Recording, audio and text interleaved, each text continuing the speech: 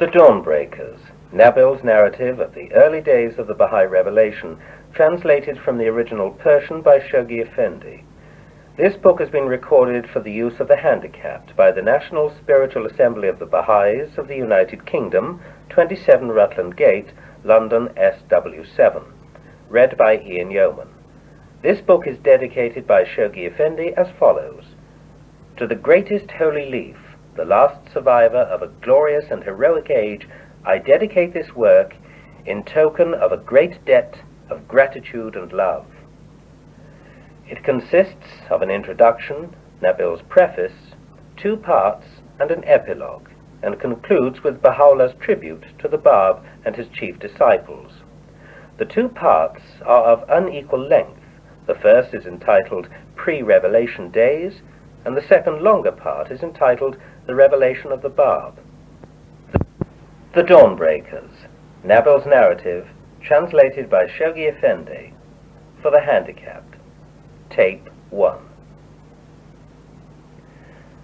The Baha'i movement is now well known throughout the world, and the time has come when Nabil's unique narrative of its beginnings in darkest Persia will interest many readers. The record which he sets down with such devoted care is in many respects extraordinary.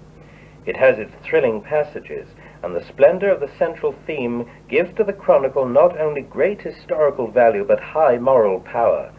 Its lights are strong, and this effect is more intense because they seem like a sunburst at midnight. The tale is one of struggle and martyrdom. Its poignant scenes, its tragic incidents are many. Corruption, fanaticism, and cruelty gather against the cause of reformation to destroy it, and the present volume closes at the point where a riot of hate seems to have accomplished its purpose and to have driven into exile or put to death every man, woman, and child in Persia who dared to profess a leaning towards the teachings of the Bab. Nabil, himself a participant in some of the scenes which he recites, took up his lonely pen to recite the truth about men and women so mercilessly persecuted and a movement so grievously traduced. He writes with ease, and when his emotions are strongly stirred, his style becomes vigorous and trenchant. He does not present with any system the claims and teaching of Baha'u'llah and his forerunner. His purpose is the simple one of rehearsing the beginnings of the Baha'i revelation and of preserving the remembrance of the deeds of its early champions. He relates a series of incidents, punctiliously quoting his authority for almost every item of information. His work, in consequence, if less artistic and philosophic, gains in value as a literal account of what we knew or could, from credible witnesses, discover about the early history of the cause. The main features of the narrative, the saintly heroic figure of the Bab, a leader so mild and so serene, yet eager, resolute, and dominant, the devotion of his followers facing oppression with unbroken courage and often with ecstasy, the rage of a jealous priesthood inflaming for its own purpose the passions of a bloodthirsty populace. These speak a language which all may understand. But it is not easy to follow the narrative in its details, or to appreciate how stupendous was the task undertaken by Baha'u'llah and his forerunner, without some knowledge of the condition of church and state in Persia, and of the customs and mental outlook of the people and their masters. Nabil took his knowledge for granted. He had himself travelled little, if at all, beyond the boundary of the empires of the Shah and of the Sultan, and it did not occur to him to institute comparisons between his own and foreign civilizations. He was not addressing the Western reader, though he was conscious that the material he had collected was of more than national or Islamic importance, and that it would before long spread both eastward and westward until it encircled the globe. Yet he was an Oriental, writing in an Oriental language for those who used it, and the unique work which he so faithfully accomplished was in itself a great and laborious task. There exists in English, however, a literature about Persia in the 19th century which will give the Western reader ample information on the subject. From Persian writings, which have already been translated, or from books of European travellers like Lord Curzon, Sir J. Malcolm, and others not a few, he will find a lifelike and vivid if unlovely picture of the Augean conditions which the Bab had to confront when he inaugurated the movement in the middle of the 19th century. All observers agree in representing Persia as a feeble and backward nation divided against itself by corrupt practices and ferocious bigotries. Inefficiency and wretchedness, the fruit of moral decay, filled the land. From the highest to the lowest, there appeared neither the capacity to carry out methods of reform, nor even the will seriously to institute them. National conceit preached a grandiose self-content. A pall of immobility lay over all things, and a general paralysis of mind made any development impossible. To a student of history, the degeneracy of a nation once so powerful and so illustrious seems pitiful in the extreme. Abdul-Baha, who in spite of the cruelties heaped on Baha'u'llah, on the Bab, and on himself, yet loved his country, called their degradation the tragedy of a people.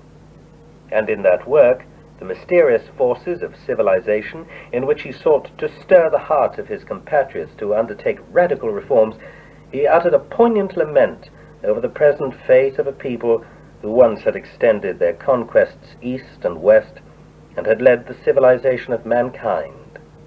In former times, he writes, Persia was verily the heart of the world, and shone among the nations like a lighted taper. Her glory and prosperity broke from the horizon of humanity like the true dawn disseminating the light of knowledge and illuminating the nations of the east and west. The fame of her victorious kings reached the ears of the dwellers at the poles of the earth. The majesty of her King of Kings humbled the monarchs of Greece and Rome. Her governing wisdom filled the sages with awe, and the rulers of the continents fashioned their laws upon her polity. The Persians, being distinguished among the nations of the earth as a people of conquerors and justly admired for their civilization and learning, their country became the glorious center of all the sciences and arts, the mine of culture and the fount of virtues. How is it that this excellent country now, by reason of our sloth, vanity, and indifference, from the lack of knowledge and organization, from the poverty of the zeal and ambition of her people, has suffered the rays of her prosperity to be darkened and well nigh extinguished? Other writers describe fully those unhappy conditions to which Abdul-Baha refers. At the time when the Bab declared his mission, the government of the country was, in Lord Curzon's phrase, a church state. Venal, cruel, and immoral as it was formally religious. Muslim orthodoxy was its basis, and permeated to the core both it and the social lives of the people. But otherwise there were no laws, statutes, or charters to guide the direction of public affairs. There was no House of Lords, nor Privy Council, no synod, no parliament. The Shah was despot, and his arbitrary rule was reflected all down the official scale through every minister and governor to the lowliest clerk or remotest headman.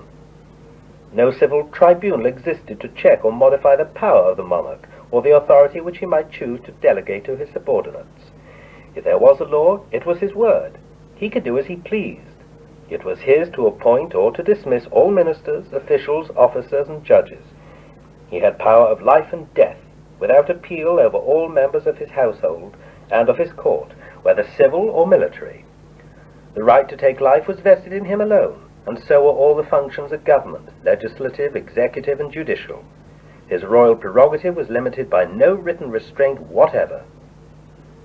The descendants of the Shahs were thrust into the most lucrative posts throughout the country, and as the generations went by, they filled innumerable minor posts too, far and wide, till the land was burdened with this race of royal drones who owed their position to nothing better than their blood, and who gave rise to the Persian saying that camels, fleas, and princes exist everywhere.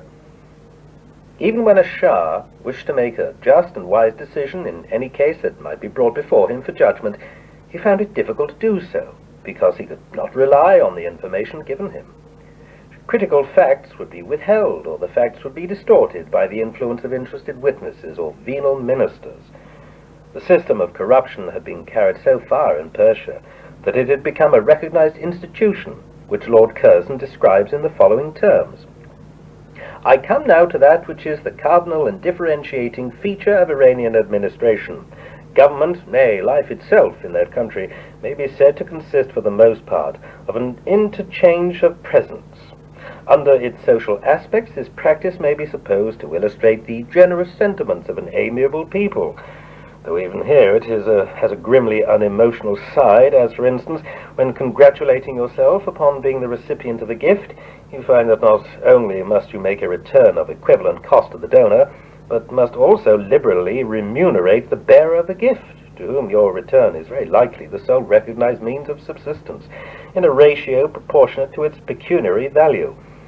Under its political aspects, the practice of gift-making, though consecrated in the adamantine traditions of the East, is synonymous with a system elsewhere described by less agreeable names. Just as the system on which the government of Persia has been conducted for centuries, and the maintenance of which opposes a solid barrier to any real reform. From the Shah downwards, there is scarcely an official who has not opened to gifts, scarcely a post which has not been amassed by the receipt of gifts. Every individual, with hardly an exception, is the official hierarchy above mentioned, has only purchased his post by a money present either to the Shah or to the minister, or to the superior governor by whom he has been appointed. If there are several candidates for a post, in all probability the one who makes the best offer will win. The madakhil is a cherished national institution in Persia, the exaction of which, in a myriad different forms, whose ingenuity is only equalled by their multiplicity, is the crowning interest and delight of a Persian's existence. This remarkable word, for which Mr. Watson said there is no precise English equivalent, may be variously translated as commission, perquisite, douceur, consideration, pickings and stealings, profit, according to the immediate context in which it is employed. Roughly speaking, it signifies that balance of personal advantage, usually expressed in money form, which can be squeezed out of any and every transaction. A negotiation in which two parties are involved as donor and recipient, as superior and subordinate, or even as equal contracting agents, cannot take place in Persia without the party who can be represented as the author of the favor or service claiming and receiving a definite cash return for what he has done or given. It may of course be said that human nature is much the same all the world over, that a similar system exists under a different name in our own or other countries, and that the philosophic critic will welcome in the Persian a man and a brother. To some extent this is true, but in no country that I have ever seen or heard of in the world is the system so open, so shameless, or so universal as in Persia. So far from being limited to the sphere of domestic economy or to commercial transactions, it permeates every walk and inspires most of the actions of life. By its operation, generosity or gratuitous service may be said to have been erased in Persia from the category of social virtues, and cupidity has been elevated into the guiding principle of human conduct. Hereby is instituted an arithmetical progression of plunder from the sovereign to the subject, each unit in the descending scale remunerating himself from the unit next in rank below his, and the hapless peasant being the ultimate victim. It is not surprising under these circumstances that office is the common avenue to wealth, and that cases are frequent of men who, having started from nothing, are found residing in magnificent houses, surrounded by crowds of retainers and living in princely style. Make what you can while you can is the rule that most men set before themselves in entering public life. Nor does the popular spirit resent the act, the estimation of anyone who, enjoying the opportunity, has failed to line his own pockets, being the reverse of complimentary to his sense. No one turns a thought to the sufferers from whom, in the last resort, the material for these successive madakhils has been derived, and from the sweat of whose uncomplaining brow has been wrung the wealth that is dissipated in luxurious country houses, European curiosities, and enormous retinues. To read the foregoing is to perceive something of the difficulty of the Bab's mission. To read the following is to understand the dangers he faced, and to be prepared for a story of violence and heinous cruelty. Before I quit the subject of the Persian law and its administration, let me add a few words upon the subject of penalties and prisons. Nothing is more shocking to the European reader in pursuing his way through the crime-stained and bloody pages of Persian history during the last and, in a happily less degree during the present century than the record of savage punishments and abominable tortures, testifying alternately to the callousness of the brute and the ingenuity of the fiend. The Persian character has ever been fertile in device and indifferent to suffering, and in the field of judicial executions it has found ample scope for the exercise of both attainments. Up till quite a recent period, well within the borders of the present reign, condemned criminals have been crucified, blown from guns, buried alive, impaled, shod like horses, torn asunder by being bound to the heads of two trees, bent together, and then allowed to spring back to their natural position, converted into human torches, flayed while living. Under a twofold governing system, such as that of which I have now completed the description, namely an administration in which every actor is, in different aspects, both the briber and the bribed, and a judicial procedure without either a law or a law court, it will readily be understood that confidence in the government is not likely to exist, that there is no personal sense of duty or pride of honor, no mutual trust or cooperation, except in the service of ill-doing. No disgrace in exposure, no credit in virtue, above all, no national spirit or patriotism. From the beginning, the Bab must have divined the reception which would be accorded by his countrymen to his teachings, and the fate which awaited him at the hands of the mullahs. But he did not allow personal misgivings to affect the frank enunciation of his claims, nor the open presentation of his cause. The innovations which he proclaimed, though purely religious, were drastic, the announcement of his own identity startling and tremendous. He made himself known as the Qaim, the High Prophet, or Messiah so long promised, so eagerly expected by the Mohammedan world. He added to this the declaration that he was also the gate, that is, the Bab, through whom a greater manifestation than himself was to enter the human realm. Putting himself thus in line with the traditions of Islam, and appearing as the fulfillment of prophecy, he came into conflict with those who had fixed the ineradicable ideas, different from his, as to what those prophecies and traditions meant. The two great Persian sects of Islam, the Shia and the Sunnis, both attached vital importance to the ancient deposit of their faith, but did not agree as to its contents or its imports. The Shias, out of whose doctrines the Baha'i movement arose, held that after the ascension of the High Prophet Muhammad, he was succeeded by a line of 12 imams. Each of these, they held, was specially endowed by God with spiritual gifts and powers, and was entitled to the wholehearted obedience of the faithful. Each owed his appointment not to the popular choice, but to his nomination by his predecessor in office. The 12th and last of these inspired guides was Muhammad, called by the Shias Imam Mihdi, Hujjatullah, the proof of God, Baqiyatullah, the remnant of God, and Qaim-i Muhammad, he who shall arise of the family of Muhammad. He assumed the functions of the Imam in the year 260 of the Hegira, but at once disappeared from view and communicated with his followers only through a certain chosen intermediary known as a gate. 4 of these gates followed one another in order, each appointed by his predecessor with the approval of the Imam. But when the 4th, Abul Hasan Ali, was asked by the faithful before he died to name his successor, he declined to do so. He said that God had another plan.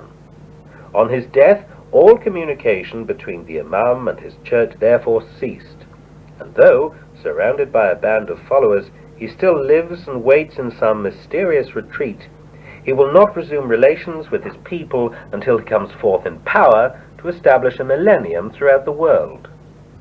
The Sunnis, on the other hand, take a less exalted view of the office of those who have succeeded the High Prophet. They regard the vice-regency less as a spiritual than as a practical matter.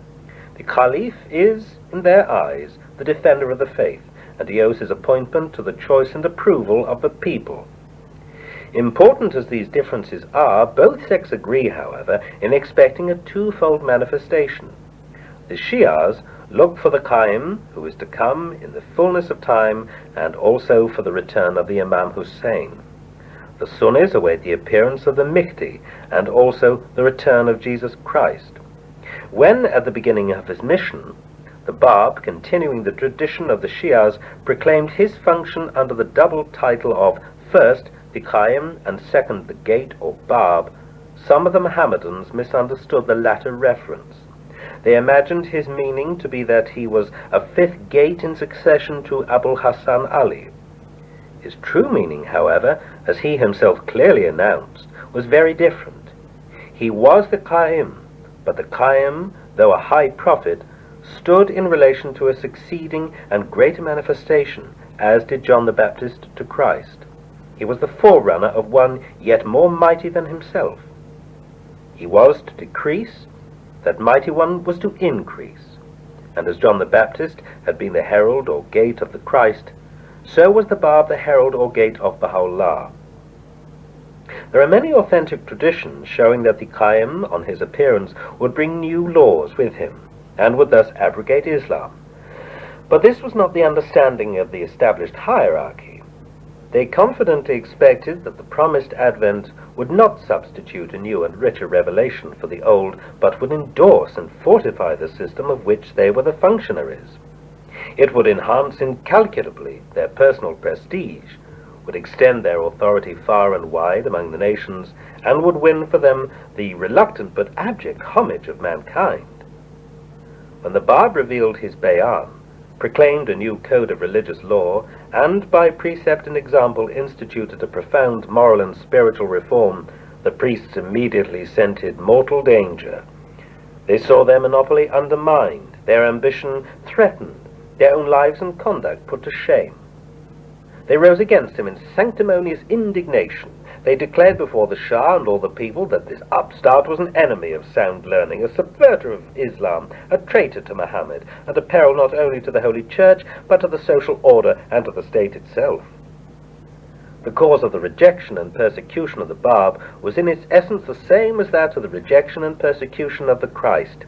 If Jesus had not brought a new book, if he had not only reiterated the spiritual principles taught by Moses, but had continued Moses' rules and regulations too, he might, as a merely moral reformer, have escaped the vengeance of the scribes and the Pharisees. But to claim that any part of the Mosaic law, even such material ordinances as those that dealt with divorce and the keeping of the Sabbath, could be altered, and altered by an unordained preacher from the village of Nazareth, this was to threaten the interests of the scribes and Pharisees themselves, and since they were the representatives of Moses and of God, it was blasphemy against the Most High. As soon as the position of Jesus was understood, his persecution began. As he refused to desist, he was put to death.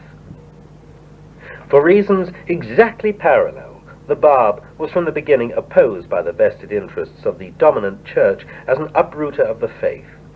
Yet even in that dark and fanatical country, the mullahs, like the scribes in Palestine 18 centuries before, did not find it very easy to put forward a plausible pretext for destroying him whom they thought their enemy.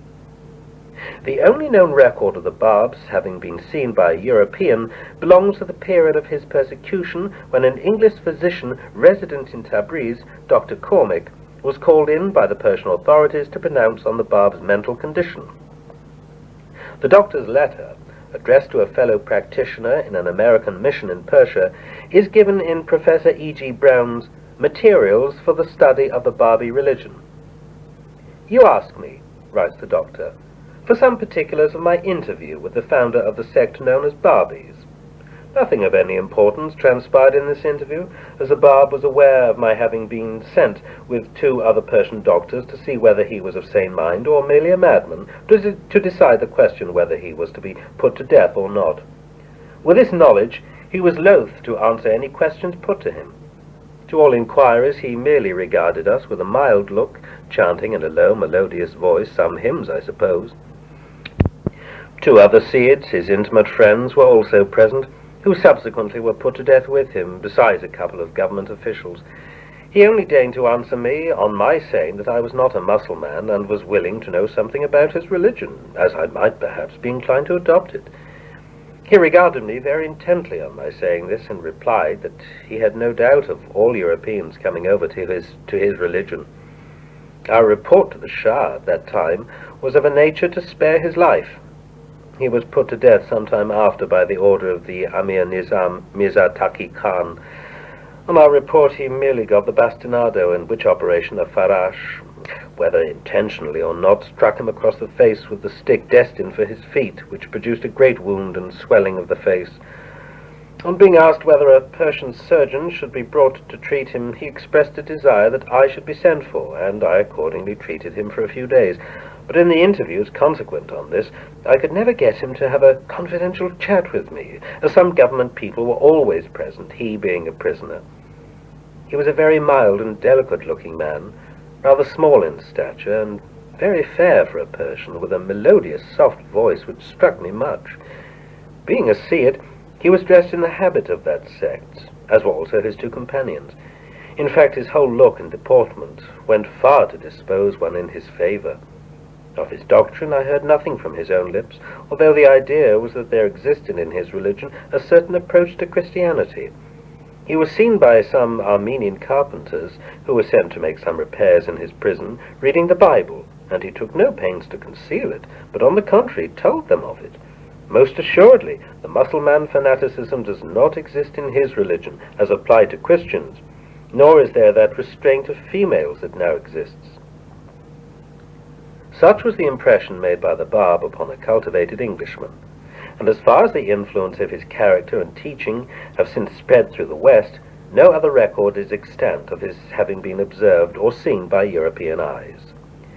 His qualities were so rare in their nobility and beauty, his personality so gentle and yet so forceful, and his natural charm was combined with so much tact and judgment that after his declaration he quickly became in Persia a widely popular figure.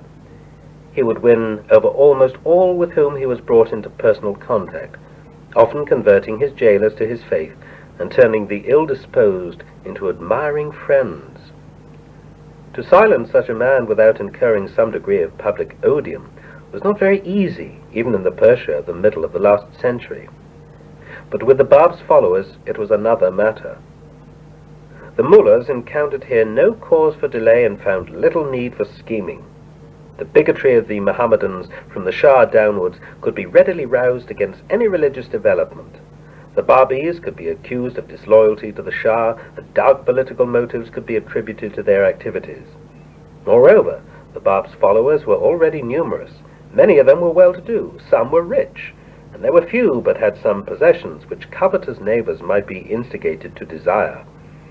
Appealing to the fears of the authorities and to the base national passions of fanaticism and cupidity, the mullahs inaugurated a campaign of outrage and spoliation, which they maintained with relentless ferocity till they considered that their purpose had been completely achieved.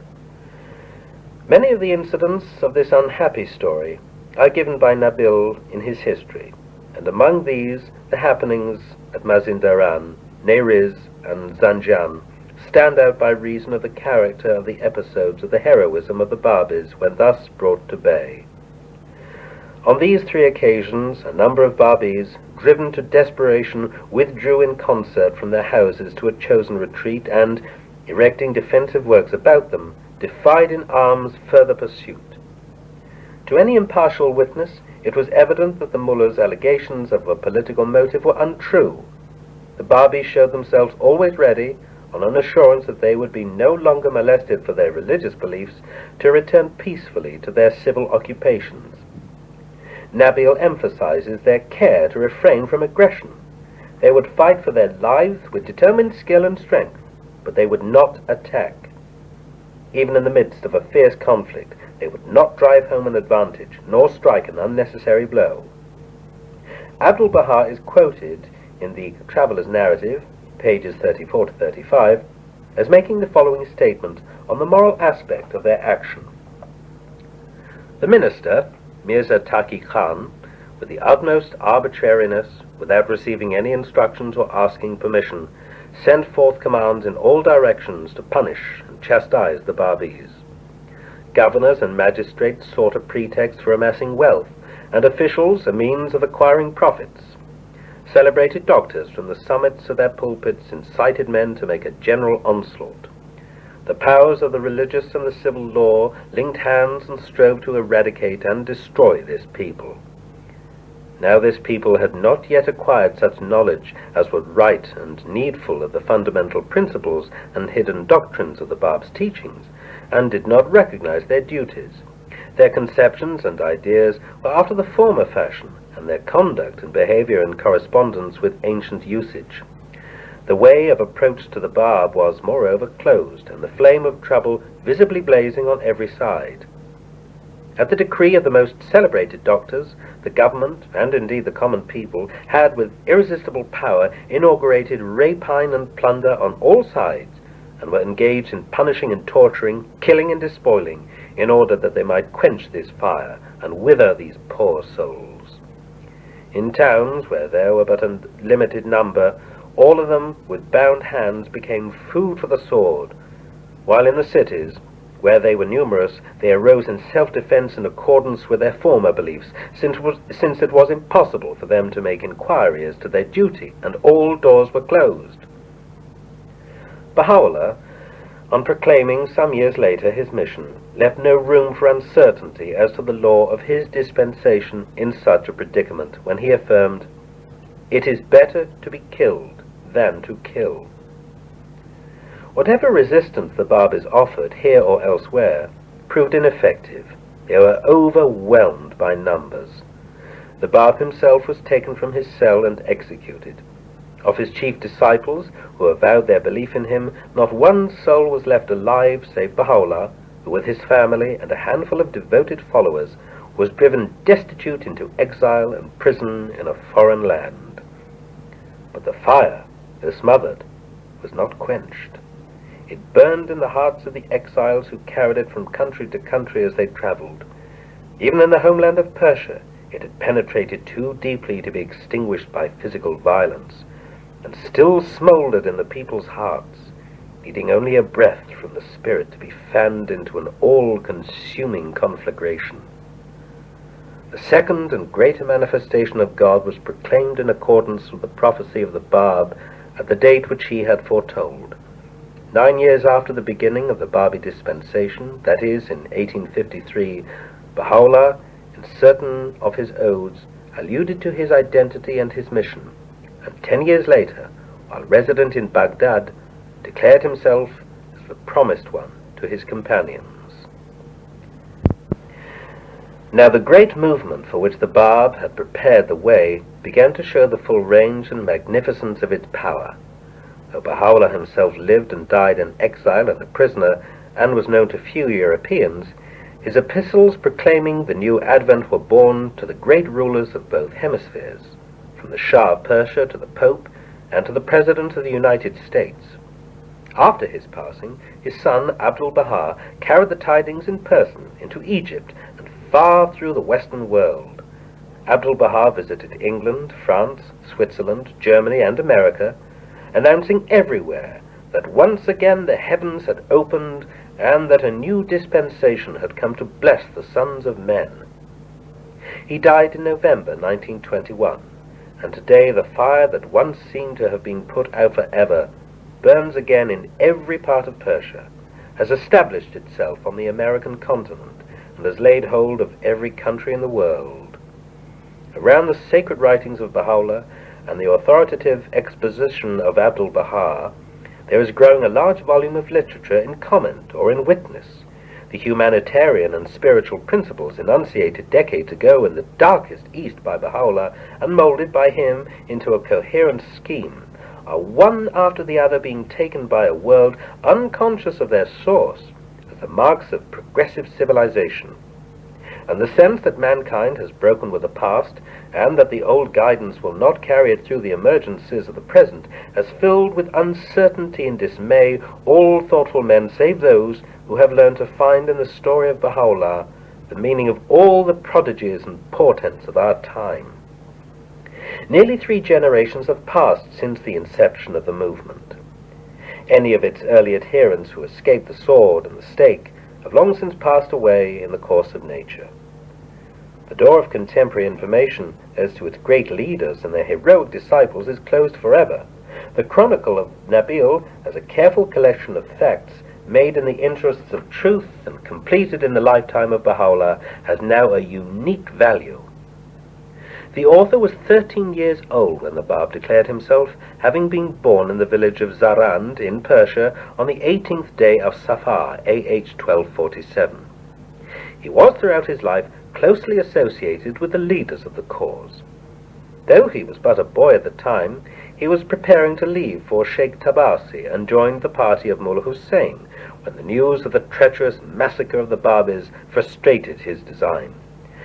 He states in his narrative that he met in Tehran Haji Mirza Syed Ali, a brother of the Bab's mother, who had just returned at the time from visiting the Bab in the fortress of Sheikh, and for many years he was a close companion of the Bab's secretary, Mirza Ahmad. He entered the presence of Baha'u'llah in Kermanshah and Tehran before the date of the exile to Iraq, and afterwards was in attendance upon him in Baghdad and Adrianople, as well as in the prison city of Akka. He was sent more than once on missions to Persia to promote the cause and to encourage the scattered and persecuted believers, and he was living in Akka when Baha'u'llah passed away in AD 1892. The manner of his death was pathetic and lamentable, for he became so dreadfully affected by the death of the great beloved that, overmastered by grief, he drowned himself in the sea, and his dead body was found washed ashore near the city of Akka. His chronicle was begun in 1888, when he had the personal assistance of Mirza Musa, the brother of Baha'u'llah. It was finished in about a year and a half, and parts of the manuscripts were reviewed and approved, some by Baha'u'llah and others by Abdul Baha. The complete work carries the history of the movement up to the death of Baha'u'llah in 1892. The first half of this narrative, closing with the expulsion of Baha'u'llah from Persia, is contained in the present volume. Its importance is evident. It will be read less for the stirring passages of action which it contains, or even for its many pictures of heroism and unwavering faith, than for the abiding significance of those events of which it gives so unique a record. Part 1. Pre-Revelation Days. Chapter 1. The Mission of Sheikh Ahmad-i-Asai. At a time when the shining reality of the faith of Muhammad had been obscured by the ignorance, the fanaticism, and perversity of the contending sects into which it had fallen, there appeared above the horizon of the East that luminous star of divine guidance, Sheikh Ahmad-i-Asai. He observed how those who professed the faith of Islam had shattered its unity, sapped its force, perverted its purpose, and degraded its holy name. His soul was filled with anguish at the sight of the corruption and strife which characterized the Shia sect of Islam. Inspired by the light that shone within him, he arose with unerring vision, with fixed purpose and sublime detachment to utter his protest against the betrayal of the faith by that ignoble people. Aglow with zeal and conscious of the sublimity of his calling, he vehemently appealed not only to Shia Islam, but to all the followers of Muhammad throughout the East, to awaken from the slumber of negligence, and to prepare the way for him who must needs be made manifest in the fullness of time, whose light alone could dissipate the mists of prejudice and ignorance which had enveloped that faith. Forsaking his home and kindred, on one of the islands of Bahrain to the south of the Persian Gulf, he set out, as bidden by an almighty providence, to unravel the mysteries of those verses of Islamic scriptures which foreshadowed the advent of a new manifestation. He was well aware of the dangers and perils that beset his path. He fully realized the crushing responsibility of his task. There burned in his soul the conviction that no reform, however drastic, within the faith of Islam could achieve the regeneration of this perverse people. He knew and was destined by the will of God to demonstrate that nothing short of a new and independent revelation, as attested and foreshadowed by the sacred scriptures of Islam, could revive the fortunes and restore the purity of that decadent faith. Bereft of all earthly possessions and detached from all save God, he, in the early days of the 13th century of the Hegira, when 40 years of age, arose to dedicate the remaining days of his life to the task he felt impelled to shoulder. He first proceeded to Najaf and Karbala, where in a few years he acquired familiarity with the prevailing thoughts and standards current among the learned men of Islam. There he came to be recognized as one of the authorized expounders of the Islamic Holy Writ, was declared a mujtahid, and soon obtained an ascendancy over the rest of his colleagues, who either visited or were residing in the holy cities. These came to regard him as one initiated into the mysteries of divine revelation, and qualified to unravel the abstruse utterances of Muhammad and of the Imams of the faith. As his influence increased, and the scope of his authority widened, he found himself besieged on every side by an ever-increasing number of devoted inquirers who asked to be enlightened regarding the intricacies of the faith, all of which he ably and fully expounded. By his knowledge and fearlessness he struck terror to the hearts of the Sufis and Neoplatonists and other kindred schools of thought who envied his learning and feared his ruthlessness. There is a footnote here. The chief peculiarities of Sheikh Ahmad's views seem to have been as follows. He declared that all knowledge and all sciences were contained in the Quran, and that therefore to understand the inner meanings of the latter in their entirety, the knowledge of the former must be acquired. To develop this doctrine, he used to apply Kabbalistic methods of interpretation to the sacred text, and exerted himself to acquire familiarity with the various sciences known to the Muslim world. He entertained the most exaggerated veneration for the Imams, especially the Imam Ja'far-i-Sadiq, the sixth of them in succession, whose words he would often quote. About the future life and the resurrection of the body also, he held views which are generally considered to be heterodox, as previously mentioned.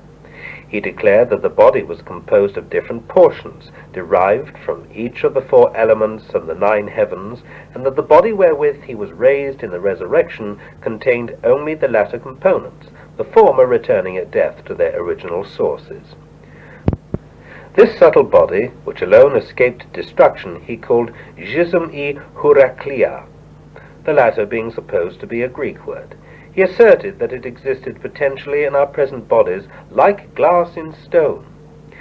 Similarly, he asserted that, in the case of the night ascent of the Prophet to heaven, it was this, and not his material body, which performed the journey. On account of these views, he was pronounced unorthodox by the majority of ulamas, and accused of holding the doctrines of Mullah Sadra, the greatest Persian philosopher of the times. Journal of the Royal Asiatic Society, 1889, Article 12, pages 890 to 891. Thereby he acquired added favor in the eyes of those learned divines who looked upon these sects as the disseminators of obscure and heretical doctrines. Yet great as was his fame, and universal as was the esteem in which he was regarded, he despised all the honors which his admirers lavished upon him. He marveled at their servile devotion to dignity and rank, and refused resolutely to associate himself with the objects of their pursuits and desires. Having achieved his purpose in those cities, and inhaling the fragrance which wafted upon him from Persia, he felt in his heart an irresistible yearning to hasten to that country. He concealed from his friends, however, the real motive that impelled him to direct his steps towards that land. By way of the Persian Gulf, he hastened into the land of his heart's desire, ostensibly for the purpose of visiting the shrine of the Imam Rida in Mashhad. He was filled with eagerness to unburden his soul, and searched zealously for those to whom he could deliver the secret, which to no one he had as yet divulged. Upon his arrival in Shiraz, the city which enshrined that concealed treasure of God, and from which the voice of the herald of a new manifestation was destined to be proclaimed, he repaired to the Masjid-i-Jumi, a mosque in which, in its style and shape, bore a striking resemblance to the holy shrine of Mecca. Many a time did he, whilst gazing upon that edifice, observe, "Verily this house of God betokens such signs as only those who are endowed with understanding can perceive. Methinks he who conceived and built it was inspired of God." There is a footnote here. In the country of Fars, there is a mosque in the center of which rises a structure similar to the Kaaba, which is the Masjid-i-Jumi. It was built only as a sign indicating the manifestation of the will of God through the erection of a house in this land. Allusion to the new Mecca, i.e. the house of the Bab in Shiraz.